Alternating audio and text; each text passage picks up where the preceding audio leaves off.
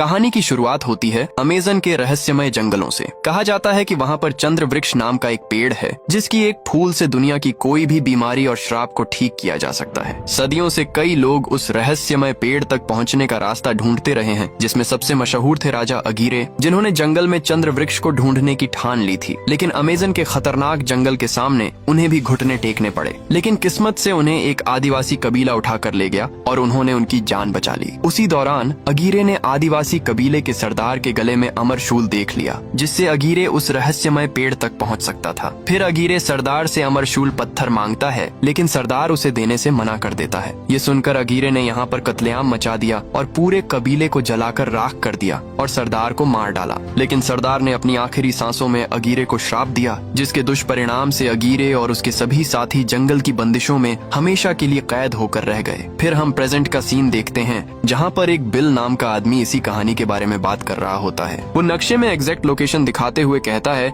कि अगर उसे अमरशूल पत्थर दे दिया जाए तो वो उस रहस्यमय पेड़ को ढूंढ सकता है और उस पेड़ की मदद से वो कई खतरनाक बीमारियों की दवा बनाकर बीमारियों को खत्म कर सकता है। दरअसल ये स्पीच वहाँ बैठी उसकी बहन ने लिखी थी, जिसका नाम लिली होता है। लिली इस स्पीच को पढ़ रही होती है और उसका भाई बिल उसके साथ साथ स्पीच को बोल रहा होता है ताकि वो सोसाइटी के लोगों से अमरशूल पत्थर ले सके और एक नई खोज कर सके। अब यहाँ पर लिली को पता पड़ता है कि बिल सोसाइटी के लोगों को अमरशूल देने के लिए मना नहीं पाएगा, तो वो इस काम को खुद ही करने के लिए निकल जाती है। लिली के हाथ पर अमरशूल तक जाने का नक्शा बना होता है और लिली उसी की मदद से आगे बढ़ रही होती है। तभी रास्ते में उसकी टक्कर प्रिंस पार्क से हो जाती है। प्रिंस पार्क को लगता है शायद लिली रास्ता भटक गई है और वो लिली को आगे का रास्ता बता देता है। अब लिली उस गेट के पास आ जाती है जहाँ अमरशूल रखा होता है। लिली इस गेट को खोलने की कोशिश करती है, लेकिन तभी यहाँ पर एक आदमी आ जाता है और वो कहता है कि यहाँ पर किसी को भी आने की इजाजत नहीं है। इस पर लिली कहती है मुझे पता नहीं था, और लिली इस आदमी को बेहोश कर देती है और गेट खोलकर छुपके से अंदर चली जाती है। यहाँ पर लिली देखती है कि इस रूम में बहुत सारे लोग काम कर रहे होते हैं, तो लिली वहाँ रखी लड़कों वाली ड्रेस पहन लेती है और लिली उस पेटी तक पहुँच जाती है जिसमें वो अमरशूल पत्थर रखा होता है। अब लिली जैसे तैसे इस पेटी को खोल लेती है और उसके अंदर एक बॉक्स रखा होता है जिसमें अमरशूल रखा होता है। तभी यहाँ पर प्रिंस पार्क आ जाता है और वो भी उस अमरशूल पत्थर को लेने के लिए यहाँ आया होता है। तभी प्रिंस पार्क पेटी खोलकर देखता है तो उसमें से अमरशूल पत्थर गायब हो चुका था और प्रिंस पार्क लिली को वो पत्थर ले जाते हुए देख लेता है और वो लिली को पकड़ने का बोलता है। लेकिन लिली इतनी जल्दी हार मानने को तैयार नहीं थी और वो अपनी फुर्ती और सूझबूझ से यहाँ से भागने वाली होती है। लेकिन तभी प्रिंस पार्क लिली को खिड़की की तरफ गिरा देता है, जिससे लिली सीढ़ी पर बाहर की ओर लटक जाती है। तभी प्रिंस रस्सी को खोल देता है, जिससे लिली और बाहर की ओर जाकर लटक जाती है और अब प्रिंस लिली को बचाने के लिए वो अमरशूल वाला बॉक्स मांगता है और लिली बिना सोचे समझे बॉक्स प्रिंस को दे देती है। तभी बिल नीचे एक बस को रोक देता है और लिली उस बस में कूद जाती है और यहाँ से बचकर निकल जाती है। और इधर प्रिंस उस बॉक्स को खोलकर देखता है तो उसमें अमरशूल नहीं होता। यह देखकर वह आदमी प्रिंस से माफी मांगने लगता है। तभी प्रिंस यहाँ पर एक एक करके सभी को मौत के घाट उतार देता है और लिली के बारे में उस आदमी से पूछता है। और इधर लिली और उसका भाई अमरशूल पत्थर लेकर उस रहस्यमय पेड़ की खोज में निकल पड़ते हैं। दूसरी तरफ हम अमेज़न के जंगल में फ्रैंक को देखते हैं, जो रोज कई टूरिस्टों को अपनी बोट में जंगल की सैर कराता है। लेकिन फ्रैंक सभी टूरिस्ट्स को बेवकूफ बनाकर ज्यादा पैसे ऐंठता था। वो लोगों को पागल बनाने के लिए झूठ बोलता और कुछ ट्रिक लगाता था और उसने एक आदिवासी कबीले को भी अपने प्लान में शामिल कर रखा था, जो लोगों को डराने में फ्रैंक की मदद किया करते थे। और फ्रैंक लोगों को खुद ही खतरे में डालकर खुद ही बचा लेता था, जिससे टूरिस्ट्स को लगता था कि फ्रैंक ने अपनी जान दांव पर लगाकर उनकी जान बचाई और इसके बदले फ्रैंक लोगों से एक्स्ट्रा पैसे ले लेता था। फिर फ्रैंक सभी को घुमाकर वापस ले आता है। तभी हम यहाँ पर एक नीलो नाम के आदमी को देखते हैं, जो फ्रैंक के पास आकर उससे अपने पैसे मांगने लगता है। दरअसल फ्रैंक ने नीलो से बहुत सारा कर्जा ले रखा था। फ्रैंक उसका कर्जा नहीं लौटा पा रहा होता है, तो नीलो फ्रैंक की बोट का इंजन ही निकाल कर ले जाता है और उसे लॉक करके रख लेता है। और वहीं दूसरी ओर लिली और उसका भाई भी मिस्टर नीलो को ढूंढ रहे होते हैं, क्योंकि यहाँ पर नीलो को सब मशहूर कैप्टन के नाम से जानते हैं। लिली नीलो के ऑफिस के पास पहुँच जाती है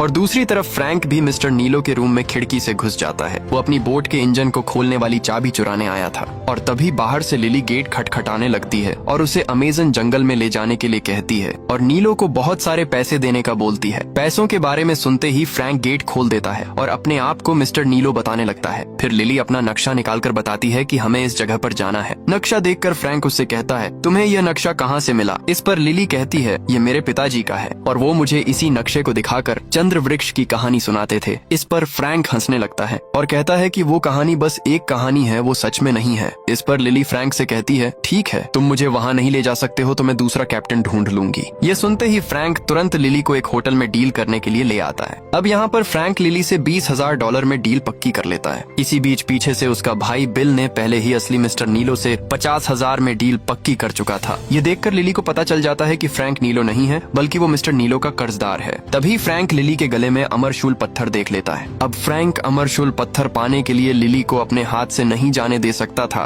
तो वो डील के पैसे घटाकर 10,000 में ले जाने के लिए कहता है और इसी बीच एक जैगुआर होटल में घुस आता है। जैगुआर को देखकर वहाँ बैठे सभी लोग अपनी अपनी जान बचाकर यहाँ से भागने लगते हैं और उसी दौरान मिस्टर नीलो भी यहाँ से भाग जाते हैं। तभी जैगुआर हमला करता है, लेकिन फ्रैंक बीच में आकर जैगुआर से लड़ने लगता है। कुछ देर तक फ्रैंक और जैगुआर के बीच घमासान युद्ध होता है। फिर फ्रैंक एक मांस का टुकड़ा खिड़की से बाहर फेंक देता है और जैगुआर उसके पीछे भाग जाता है और फ्रैंक यहाँ पर सबकी नजरों में हीरो बन जाता है। ये देखकर लिली फ्रैंक से इम्प्रेस हो जाती है और उससे 12,000 में फिर से डील पक्की कर लेती है। फिर लिली और उसका भाई बोट पर अपनी जरूरत का सामान रखने लगते हैं। इसी बीच प्रिंस पार्क के लोग लिली को किडनैप करके पक्षियों के पिंजरे में बंद कर देते हैं और यहाँ से ले जाने लगते हैं। तभी यहाँ पर नीलो भी आ जाता है क्योंकि फ्रैंक ने फिर से उसका इंजन चुरा लिया होता है। ये देखकर फ्रैंक यहाँ से जल्दी निकलने की कोशिश करता है और नीलो के लोगों के आने से पहले यहाँ से निकल जाता है, लेकिन लिली अभी तक बोट पर नहीं आई होती है और इधर लिली मौका देखकर दुश्मनों पर हमला कर देती है और वहाँ पर सारे पक्षी उड़ जाते हैं। पक्षियों को देखकर फ्रैंक समझ जाता है कि लिली मुसीबत में है। फिर फ्रैंक बिल के हाथ में बोट थमाकर लिली की मदद करने चला जाता है और वहीं लिली प्रिंस के लोगों को अकेले ही धूल चटा देती है। उसी बीच फ्रैंक वहाँ पहुँच जाता है और लिली का एक जोरदार घूंसा खाता है। इस पर लिली उसे सॉरी बोलती है। फिर दोनों यहाँ से बोट की ओर जाने लगते हैं, लेकिन रास्ते में फ्रैंक पानी में कूदकर आगे जाने का बोलता है, लेकिन लिली को तैरना नहीं आता तो वो दूसरे रास्ते से जाने का फैसला लेती है और दुश्मनों से बचते हुए लिली तार पर झूलकर बोट की ओर बढ़ती है और फ्रैंक भी लिली के पास बोट पहुंचाने की कोशिश करता है। तभी लिली के चेहरे पर एक कपड़ा आकर चिपक जाता है जिससे लिली को कुछ भी दिखाई नहीं देता और वो आगे जाकर जोर से टकराती है और गिर जाती है। उसी दौरान फ्रैंक भी बोट को लिली के पास ले आता है और लिली जल्दी से बोट पर चढ़ जाती है। वहीं दूसरी ओर प्रिंस पार्क को उसका एक साथी बताता है कि लिली फिर से बचकर निकल गई। इस पर प्रिंस बहुत गुस्सा होता है और खुद लिली से वो अमरशूल पत्थर छीनने के लिए निकल पड़ता है। दरअसल प्रिंस पार्क को वो अमरशूल पत्थर इसलिए चाहिए क्योंकि वो चंद्र वृक्ष के फूल से अपनी सेना को बहुत शक्तिशाली बनाना चाहता है, जिससे वो विश्व युद्ध जीतकर पूरी दुनिया पर राज कर सके। फिर प्रिंस अपनी सबमरीन को ऊपर लाता है और फ्रैंक की बोट पर ताबड़तोड़ गोलियां बरसाने लगता है। ये देखकर फ्रैंक अपनी बोट को फुल स्पीड में भगाने लगता है और जब इससे बात नहीं बनती तो प्रिंस फ्रैंक की बोट को उड़ाने के लिए एक मिसाइल छोड़ देता है। यह देखकर फ्रैंक अपनी बोट की स्पीड बढ़ाकर सीधे एक घर की ओर ले जाता है और घर पर अपनी बोट चढ़ाकर उसे बचा लेता है और मिसाइल नीचे निकल जाती है और फ्रैंक यहाँ से बचकर निकल जाता है। इधर प्रिंस की सबमरीन के इंजन में एक रस्सी लिपट जाती है जिससे वो अनकंट्रोल हो जाती है और मिस्टर नीलो की लगभग सभी बोट को मिटा देती है। अब रास्ते में जाते समय फ्रैंक अपनी बोट से बातें करता है और उसके जख्मों पर मरहम करता है। ये देखकर लिली उसे सटका हुआ समझती है। फिर लिली शांति से बैठकर किताब पढ़ रही होती है। इसी बीच पानी में से कई सारी पिंक कलर की डॉल्फिन सतह पर आकर मस्ती करने लगती हैं। यह देखकर लिली बहुत खुश हो जाती है और डॉल्फिन्स के साथ खेलने लगती है। यह देखकर फ्रैंक लिली से कहता है, ये बहुरूपीय हैं, इनकी आंखों में मत देखना,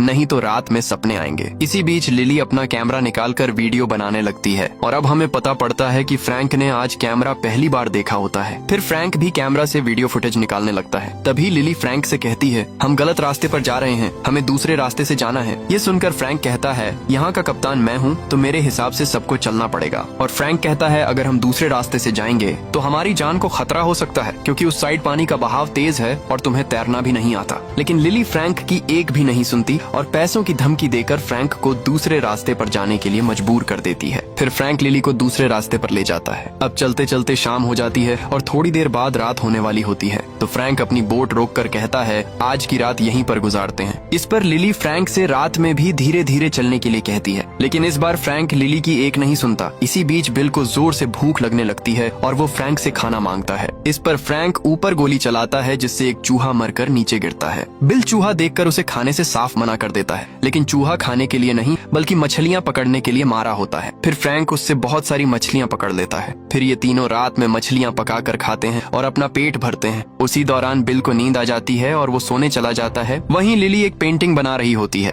फ्रैंक लिली की पेंटिंग की तारीफ करता है। फिर फ्रैंक लिली से पूछता है, तुम यहाँ इस जंगल में किसी मकसद से आई हो या फिर ऐसे ही टाइम पास करने आई हो? इस पर लिली कहती है, मैं चंद्र वृक्ष को ढूंढने आई हूँ। अगर वो मुझे मिल गया तो सोचो उससे कितनी जानें बच सकती हैं। मैं उससे दुनिया की सारी बीमारियां मिटा दूंगी और उससे विज्ञान में एक नई क्रांति आ जाएगी। इसी बीच अचानक से बिल चिल्लाता हुआ बाहर आता है क्योंकि उस पर एक खतरनाक जैगुआर हमला कर देता है। ये देखकर लिली बुरी तरह घबरा जाती है। तभी फ्रैंक उस जैगुआर को अपने पास बुला लेता है। अब यहाँ हमें पता पड़ता है कि यह जैगुआर फ्रैंक का पालतू जानवर होता है और यह सब देखकर लिली फ्रैंक पर भड़क जाती है और कहती है वो लड़ाई एक नाटक थी और लिली फ्रैंक से गुस्सा होकर सोने चली जाती है। अब दूसरी तरफ हम प्रिंस पार्क और उसके साथियों को देखते हैं जो उस जगह पर आए होते हैं जहाँ पर कई साल पहले अगीरे और उसके साथियों को एक श्राप से कैद कर दिया गया था। यहाँ पर प्रिंस को अगीरे का मरा हुआ शरीर मिल जाता है। फिर प्रिंस एक डिब्बी में से नदी के पानी की 2 बूंद अगीरे के शरीर पर डालता है। दरअसल अगीरे को जिंदा होने के लिए नदी के पानी की आवश्यकता होती है, लेकिन यहाँ तक आने वाले नदी के पानी को सालों पहले ही रोक दिया गया था। तभी अचानक अगीरे के शरीर से एक सांप निकलकर प्रिंस के एक साथी को काट लेता है। इस पर प्रिंस उन सांपों से कहता है, तुम्हें आजाद होने के लिए नदी के पानी की जरूरत है। अगर तुम मेरी अमरशूल पत्थर लाने में मदद करोगे तो मैं तुम्हें यहाँ से आजाद कर सकता हूँ और चंद्र वृक्ष हासिल करके हम दोनों अपने अपने मकसद पूरे कर सकते हैं। इस पर सांप मान जाता है। फिर प्रिंस यहाँ तक नदी के पानी को पहुँचा देता है जिससे अगीरे और उसके साथी फिर से जिंदा हो जाते हैं। और दूसरी तरफ लिली और फ्रैंक नक्शे की मदद से अपनी मंजिल तक पहुँच जाते हैं, लेकिन फ्रैंक रास्ते में लिली से कहता है, आगे रास्ता खराब आने वाला है, अपना जो भी जरूरी सामान है उसे ठीक से रख लो और पकड़ कर बैठ जाओ। तभी पत्थरीला और तेज बहाव वाला रास्ता आ जाता है जिस पर बोट अनकंट्रोल हो जाती है। इस पर फ्रैंक लिली से कहता है, अभी भी समय है, वापस लौट चलते हैं। लेकिन अब लिली पीछे हटने को तैयार नहीं थी। तभी पानी का बहाव और तेज हो जाता है और सामने एक बहुत बड़ा झरना आ जाता है। ये देखकर सभी लोग बुरी तरह घबरा जाते हैं और बोट तेजी से झरने की तरफ जाने लगती है। अब फ्रैंक अपनी पूरी ताकत लगाकर बोट को मोड़ देता है। तभी बोट का इंजन काम करना बंद कर देता है, लेकिन फ्रैंक हार नहीं मानता और वो जैसे तैसे इंजन चालू करके बोट को आगे बढ़ा ही लेता है। फिर दूसरे रास्ते पर बोट को ले जाता है और अब सभी की जान में जान आती है और फ्रैंक लिली की तरफ गुस्से में देखता है क्योंकि उसके मना करने के बावजूद लिली उसे इस रास्ते से लाई होती है। फिर भी फ्रैंक लिली से एक बार और यहाँ से वापस जाने के लिए पूछता है, लेकिन लिली फिर भी यहाँ से वापस जाने से मना कर देती है और कहती है, मुझे तो इस सफर में बहुत मजा आ रहा है। इसी बीच लिली को उल्टियाँ होने लगती हैं और लिली को देखकर सभी को उल्टियाँ होने लगती हैं। अब हम फ्रैंक और बिल को जंगल में लकड़ियाँ काटते हुए देखते हैं और दोनों आपस में लिली की बुराई कर रहे होते हैं। और इधर बोट पर लिली छुपके से फ्रैंक के गुप्त रूम का लॉक खोलकर अंदर घुस जाती है। लिली यहाँ पर कई चीजें देखती है। उसी दौरान लिली को यहाँ पर अमरशूल पत्थर और चंद्र वृक्ष से जुड़ी एक सीक्रेट किताब मिलती है। ये सब देखकर लिली को फ्रैंक पर शक होता है। तभी फ्रैंक बोट पर आ जाता है और लिली फ्रैंक से इन सब के बारे में बात करती है। वो कहती है, तुम हमसे और कितना झूठ बोलोगे, सीधे सीधे बता दो कि तुम्हें भी वो चीज हासिल करनी है। इस पर फ्रैंक लिली से कहता है, मुझे अब चंद्र वृक्ष हासिल नहीं करना है। ये सच है कि मैं चंद्र वृक्ष ढूंढ रहा था, बिल्कुल तुम्हारी ही तरह। और अपना नक्शा दिखाते हुए कहता है, मैंने अमेज़न जंगल का कोना कोना छान मारा है, लेकिन मुझे चंद्र वृक्ष कहीं नहीं मिला और अब मैंने उम्मीद छोड़ दी है। तभी लिली फ्रैंक से कहती है, क्योंकि तुम्हारे पास अमरशूल नहीं था। उसी दौरान बाहर बिल पर कोई हमला कर देता है। लिली आवाज सुनकर बाहर आती है। उसी दौरान लिली पर भी कोई हमला कर देता है जिससे लिली भी बेहोश हो जाती है। तभी फ्रैंक पर भी हमला हो जाता है और वह भी बेहोश हो जाता है। दरअसल ये इस जंगल के सबसे खतरनाक आदिवासी होते हैं जो फ्रैंक और उसके साथियों को बंदी बनाकर ले जाते हैं। अब ये लोग इन्हें धक्के मारते हुए अपने सरदार के सामने ले जाते हैं। इसी बीच लिली एक लॉकेट चुरा लेती है। तभी फ्रैंक सरदार के सामने जाकर एक दूसरी भाषा में उससे बात करता है और सरदार लिली से वो अमरशूल पत्थर मांगता है। वो कहता है, वो अमरशूल हमारे कबीले से ही चोरी हुआ था। अगर तुम्हें अपनी जान से प्यार है तो वो अमरशूल हमें वापस कर दो। ये सब फ्रैंक लिली को ट्रांसलेट करके बताता है, लेकिन ये सुनकर लिली अमरशूल देने से साफ इनकार कर देती है। और फ्रैंक ट्रांसलेट करते हुए लिली की बात सरदार को कहता है, मैं आपका अमरशूल तब तक नहीं लौटाऊंगी जब तक मैं चंद्र वृक्ष नहीं ढूंढ लेती। इसी बीच लिली हाथ खोलकर मरने मारने पर उतर आती है। तभी सरदार लिली के पास आकर जोर से हंसने लगती है और वो फ्रैंक की पोल खोल देती है। वो कहती है, ये कैसी लड़की को लेकर आए हो, ये तो मरने मारने पर उतर आई। और सरदार अगली बार से फ्रैंक से डबल पैसे लेने की बात कहती है। अब लिली को सब समझ आ जाता है। फ्रैंक लिली को इस बारे में बताने ही वाला होता है, लेकिन वो भूल जाता है। तभी लिली फ्रैंक को एक जोर का घूंसा मारकर वहाँ से चली जाती है। अब लिली कबीले की सरदार से इस अमरशूल पत्थर के बारे में पूछने लगती है। इस पर कबीले की सरदार अमरशूल को देखकर लिली को उसमें लिखी एक पहेली बताती है और कहती है, अमावस्या की रात चंद्र वृक्ष का फूल खिलता है और 2 दिन बाद वो रात आने वाली है। और कहती है कि एक सांप जिसने अपनी ही पूंछ को काट लिया है उसी जगह पर चंद्र वृक्ष मिलेगा। यह सुनते हुए लिली नक्शे में उस लोकेशन को भी देख रही होती है और अब लिली को चंद्र वृक्ष की एग्जिट लोकेशन पता पड़ जाती है और अब लिली यहाँ से अकेले ही वहाँ जाने की बात कहती है। यह सुनकर फ्रैंक उससे कहता है कि अकेले में तुम्हारी जान को खतरा हो सकता है। इस पर लिली फ्रैंक को धोखेबाज और मतलबी कहकर उसके मुंह पर उसके 12,000 रुपए देकर यहाँ से जाने लगती है। इसी बीच कुछ देर बाद यहाँ पर अगीरे और उसके साथी आ जाते हैं और वो एक एक करके सभी लोगों को मारने लगते हैं। यह देखकर फ्रैंक तुरंत लिली के पास जाकर उसे यहाँ से अभी निकलने को कहता है और लिली से अमरशूल मांगता है। इस पर लिली उससे मना कर देती है। तभी यहाँ पर अफरा तफरी मच जाती है। सभी लोग दुश्मन से बचकर इधर उधर भाग रहे होते हैं। तभी अगीरे, जिसके शरीर पर बहुत सारे सांप लिपटे होते हैं, फ्रैंक का रास्ता रोक लेता है। फ्रैंक मौका देखकर यहाँ से भागता है। उसी दौरान एक दूसरा टहनियों वाला राक्षस लिली को पकड़ लेता है। फ्रैंक जैसे तैसे उससे लिली को बचाता है। तभी एक कीचड़ वाला दानव उन पर हमला कर देता है। अब फ्रैंक लिली को बचाते हुए उस पर आग से हमला करता है, जिससे वो जल जाता है और गिरकर टूट जाता है।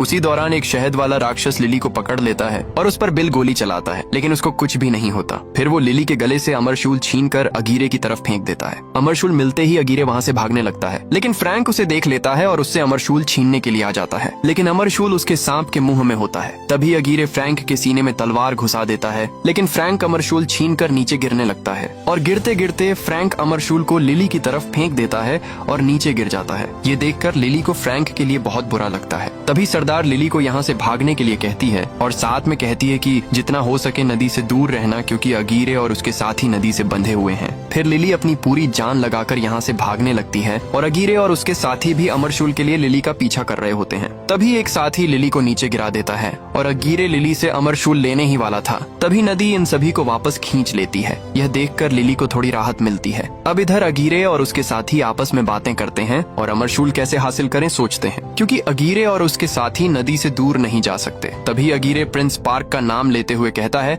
कि ये काम अब एक ही आदमी कर सकता है। फिर अगीरे प्रिंस तक खबर भेजने के लिए कुछ मधुमक्खियों को भेजता है और इधर लिली को फ्रैंक मिल जाता है और वो जिंदा होता है। ये देखकर लिली बहुत खुश हो जाती है, लेकिन फ्रैंक के सीने में अभी भी तलवार फंसी होती है। ये देखकर लिली घबरा जाती है। इस पर फ्रैंक उससे तलवार निकालने को कहता है। फिर लिली फ्रैंक के सीने से तलवार खींचकर बाहर निकाल देती है। ये देखकर बिल बेवजह बेहोश हो जाता है। फिर कुछ देर बाद बिल को होश आता है और लिली बिल को यहीं छोड़कर आगे बढ़ने की बात कहती है और दूसरी तरफ प्रिंस अपनी समरीन से आगे बढ़ रहा होता है। तभी उसको बाहर कुछ मधुमक्खियां दिखाई देती हैं। मधुमक्खियों को देखकर प्रिंस तुरंत अंदर आने का रास्ता खोल देता है और मधुमक्खियां अंदर आकर प्रिंस से बात करती हैं और नक्शे पर बैठकर उसे सारी बात बता देती हैं कि अमरशूल कहाँ मिलेगा। वहीं दूसरी ओर लिली फ्रैंक के घाव पर टांके लगा रही होती है। उसी दौरान लिली फ्रैंक से पूछती है, आखिर तुम हो क्या? ये सुनकर फ्रैंक लिली को उसके बारे में सारी बात बताता है कि वो कौन है। फ्रैंक कहता है, मेरे पिता एक सिपाही थे। उनके जाने के बाद अगीरे के पिता ने मुझे अपना लिया और उन्होंने अगीरे और मुझे भाइयों की तरह पाला। मेरी उम्र 400 साल की है। एक दिन अचानक अगीरे की बेटी की तबीयत खराब हो गई और उस बीमारी को सिर्फ चंद्र वृक्ष के फूल से ही ठीक किया जा सकता था। इसीलिए हम लोग चंद्र वृक्ष की तलाश में निकल पड़े। हमें रास्ते में बहुत कठिनाइयां आई, लेकिन हमने हार नहीं मानी। हमें अगीरे की बेटी की जान हर हाल में बचानी थी। इसलिए मैंने यह नक्शा बनाया ताकि हम जल्दी चंद्र वृक्ष ढूंढ सकें। लेकिन हम जंगल के सामने नहीं टिक सके और हम एक एक करके खत्म होते चले गए। लेकिन सही समय पर हमें जंगल में रहने वाले आदिवासी उठाकर ले गए और उन्होंने हमारी जान उसी चंद्र वृक्ष के फूल से बचाई। अगीरे इस सब से बहुत खुश हो चुका था और वो सोचने लगा कि अब उसकी बेटी की जान बच जाएगी। और फिर एक दिन अगीरे ने सरदार से अमरशूल मांगा और चंद्र वृक्ष तक ले जाने को बोला, लेकिन सरदार ने वहाँ जाने के लिए साफ मना कर दिया। मना करते ही अगीरे ने सरदार को मार डाला और वहाँ कत्लेआम मचा दिया। जिन लोगों ने हमें बचाया अगीरे ने उन्हें ही मार दिया, लेकिन मैं इसके खिलाफ था, इसलिए मैंने इसमें अगीरे का साथ नहीं दिया और मैंने अमरशूल बचाने के लिए मदद की। उसी बीच सरदार ने मरते मरते आखिरी समय में अगीरे और हम सबको एक श्राप दिया, जिससे अगीरे और उसके साथी नदी से दूर नहीं जा सकते थे। अगर वो नदी से दूर गए तो उन्हें जंगल हमेशा के लिए कैद कर लेगा। लेकिन मैंने सभी की जान बचाने के लिए अगीरे और उसके साथियों को एक ऐसी जगह कैद कर दिया जहाँ से जंगल उन्हें कभी नहीं निकाल सकता था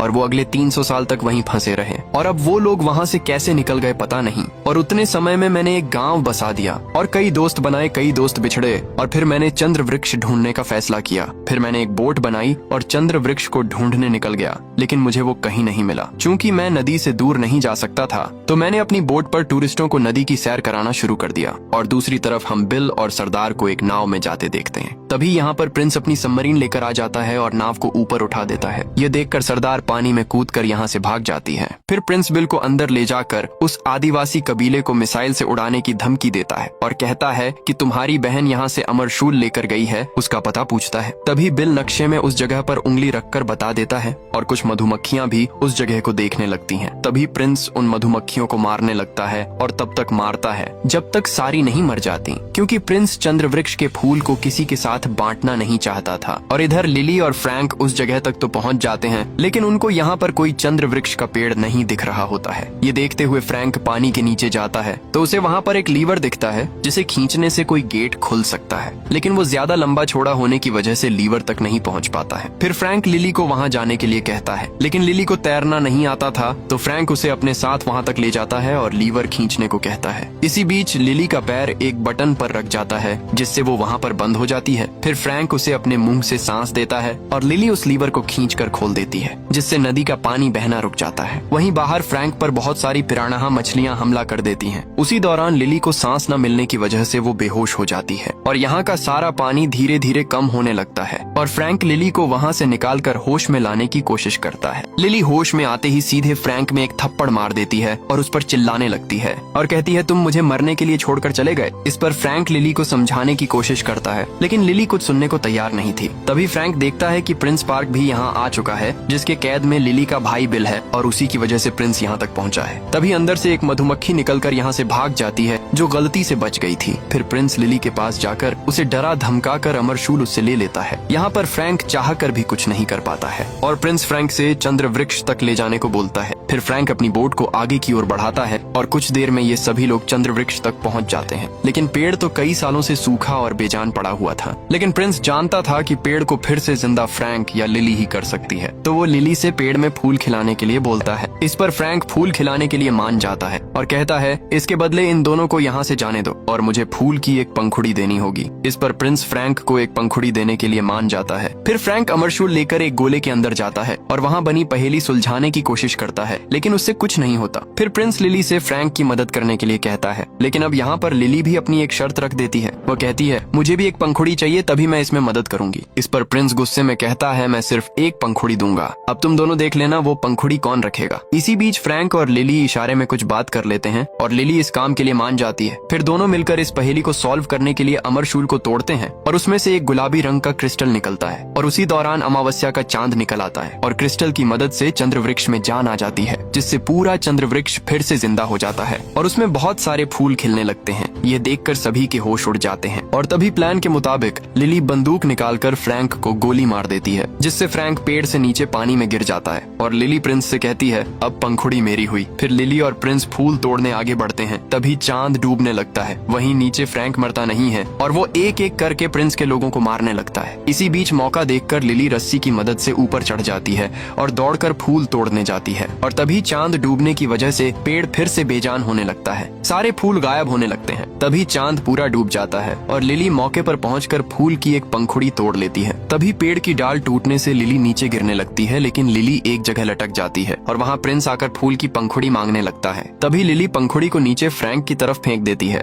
और प्रिंस को अपने रास्ते से हटा देती है और नीचे फ्रैंक पंखुड़ी को जैसे तैसे पकड़ लेता है। तभी यहाँ पर अगीरे और उसके साथी आ जाते हैं। अब प्रिंस अगीरे के मुंह पर वार करता है और उसी कट में से सांप निकलकर प्रिंस पर हमला कर देते हैं। फिर अगीरे और उसके साथी पंखुड़ी के लिए लिली के पीछे पड़ जाते हैं। लिली अपनी जान बचाकर भाग रही होती है। ये देखकर फ्रैंक अगीरे को पंखुड़ी दिखाकर अपनी ओर आकर्षित कर लेता है और फ्रैंक बिल से कहता है, अब हमारा सफर यही तक था और लिली से कहना वो मेरी जान से बढ़कर है। और फ्रैंक अपने जगुआर को भी बिल के साथ छोड़ देता है। फिर फ्रैंक अपनी बोट को फुल स्पीड में भगाने लगता है, लेकिन अगीरे और उसके साथी फ्रैंक तक पहुंच जाते हैं और उस पर हमला करने लगते हैं। लेकिन फ्रैंक एक एक करके उन्हें धूल चटा रहा होता है, लेकिन अगीरे भी पंखुड़ी छीनने के लिए अपनी पूरी ताकत लगा रहा होता है और अगीरे फ्रैंक को पकड़कर उससे पंखुड़ी मांगता है, लेकिन फ्रैंक के पास वो पंखुड़ी नहीं होती और उसी दौरान बोट आगे दीवार से टकरा जाती है, जिससे बोट के छितड़े उड़ जाते हैं और जंगल की लंबी लंबी डालें आकर फ्रैंक और उसके साथ सभी सभी लोगों को पकड़कर अपने में कैद कर लेती हैं और सभी एक बार फिर पत्थर की बेजान मूरत में बदल जाते हैं। और इधर बिल लिली से कहता है, फ्रैंक तुम्हें खुद की जान से भी बढ़कर मानता था और वो तुम्हारे लिए यह पंखुड़ी देकर गया है। ये देखकर लिली घबराकर फ्रैंक की ओर भागती है और लिली यहाँ पर आकर देखती है तो फ्रैंक एक बेजान पत्थर की मूरत में बदल चुका था। अब लिली बहुत दुखी हो जाती है और फ्रैंक के चेहरे को हाथ लगाकर एल उससे रोते हुए कुछ कहती है और अपने पास रखी पंखुड़ी को निकालकर फ्रैंक के मुंह में रख देती है, जिससे पंखुड़ी फ्रैंक के मुंह में चली जाती है। लेकिन इससे कुछ होता नहीं है और लिली उदास होकर यहाँ से जाने लगती है। लेकिन फ्रैंक का पालतू जगुआर अभी तक यहीं बैठा होता है। तभी फ्रैंक के चेहरे पर पिंक कलर की रोशनी निकलती है और इधर लिली को भी इसका एहसास हो जाता है और लिली वापस फ्रैंक के पास जाती है और वो देखती है कि फ्रैंक फिर से इंसान बन रहा होता है। तभी फ्रैंक बाहर निकल आता है। ये देखकर लिली बहुत खुश हो जाती है और फ्रैंक को गले लगा लेती है। फिर दोनों एक लंबी किस करते हैं। तभी अचानक से डूब चुका चांद फिर से निकल आता है, जिससे पेड़ में एक और पंखुड़ी खिल उठती है। फिर लिली पंखुड़ी को तोड़कर वापस अपने घर आ जाती है और फिर हम बिल को सोसाइटी के लोगों के बीच देखते हैं, जो सभी को अपने रोमांचक सफर के बारे में बता रहा होता है। और अब बिल चंद्रवृक्ष ढूंढने के बाद एक बड़ा आदमी बन चुका था और वहीं लिली फ्रैंक को अपनी दुनिया में कार चलाना सिखा रही होती है। और इसी सीन के साथ ये कहानी यहीं पर खत्म हो जाती है। अगर आपको हमारी वीडियो अच्छी लगी हो तो वीडियो को एक लाइक करें और चैनल को सब्सक्राइब जरूर करें।